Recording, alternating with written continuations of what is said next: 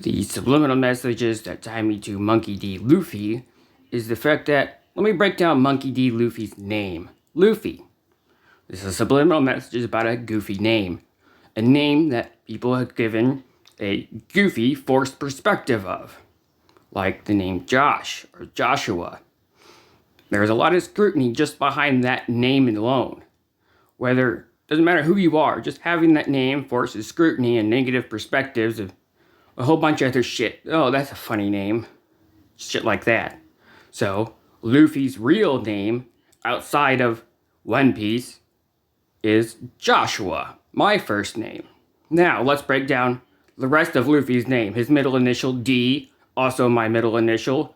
His last initial, G, also my last initial, Graph. Which brings me to Garp, Luffy's grandfather. My grandfather was in the military. He wasn't an admiral. He was an airplane mechanic in the Army, or I don't think it was the Air Force, but anyway, he was an airplane mechanic, and he retired and opened up a gun store afterwards. But my point is, Luffy's grandfather, Garp, is a reference to Luffy's actual last name. Garp. Graph. One letter off. Sort of. Yeah, close enough. Anywho, the point is, Luffy's real name is supposed to be Joshua D. Graph, or Garp. And, there's some other stuff. There's just a lot of stuff to get into. I'm a cook, like Sanji. Pretty passionate about cooking, though I've been through a lot of trauma, and it's hard to have a stressful job like that again.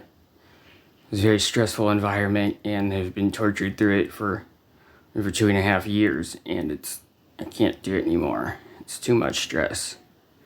But Zoro is the big three: Luffy, Zoro, and Sanji. It's my main personality. They did a lot of martial arts as a child. Very big into martial arts as a child and teenager and growing up, and that was what gave me good skills in the kitchen. I had really good footwork.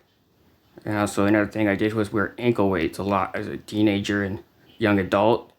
Even when working in the kitchen, I would wear ankle weights and still be fast enough to get around everyone, having 10 pounds strapped to each ankle. True story. But, yeah. There's more than that, but that's the big part.